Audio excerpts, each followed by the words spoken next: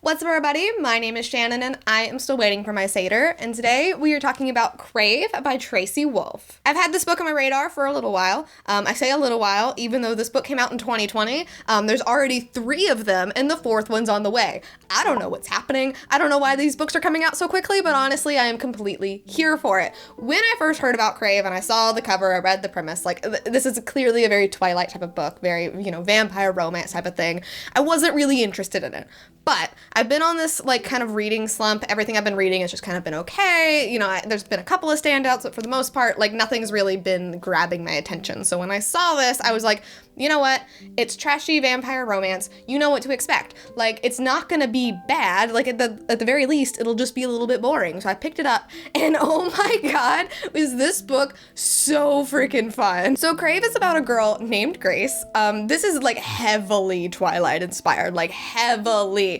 Grace is very much a Bella type of character. Our main vampire love interest is very much an Edward type of character.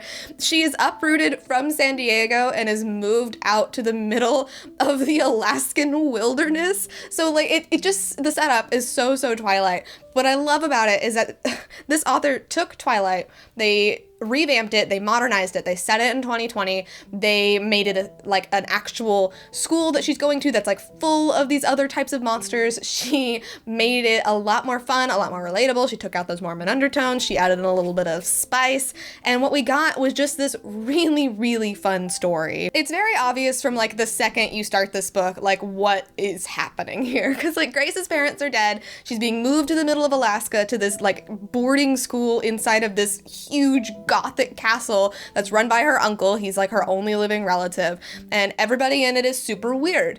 Going into this book that it's gonna be vampires, but it does take Grace quite a long time to discover that it is actually indeed vampires. But I really love how all of her interactions with everybody are just so weird and stilted, and Grace is this is weird and stilted. What am I? Am I in a horror book? Am I in a YA book? Normally that kind of stuff, it just, it's so on the nose. It is so campy, but the way that it all works together, it just really works. Tracy Wolff has given Grace such a unique voice. She feels very individual. She feels very three-dimensional. She is so funny. She's not Bella. She has so much personality. It is bursting off the page. She is so hilarious. And the pacing of this book, you could say that it's slow because it takes place over the events of 4 or 5 days. Grace does not spend a whole lot of time here before things start happening. You do spend a lot of it doing kind of mundane things, and there are times where it's you're in a scene for a very long time. And the best way I could describe the way that it flows is it does feel those long, slow burn fanfics that nothing is happening and yet everything is happening. And it just all works together.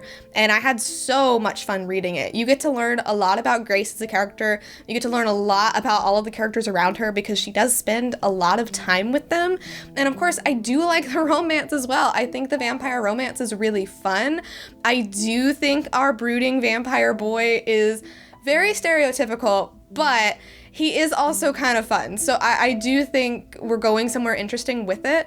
And I just think that the real standout here is Grace and just how she acts, who her character is. I'm so excited to get to the next book. I already went out and bought it because of the way this book ends. It ends on such an interesting note to where it's you know what? Maybe this isn't the vampire book that we all thought it was going to be. Somehow Tracy Wolff took all of these tropes that we already know, we're already familiar with, but she did a little twist on it in such a way that I think we're headed in a direction that we don't get to see all that often. So I really enjoyed Crave. I think it was a lot of fun. If you like Twilight in any capacity, even if it's a joking way, you're gonna have fun with this book.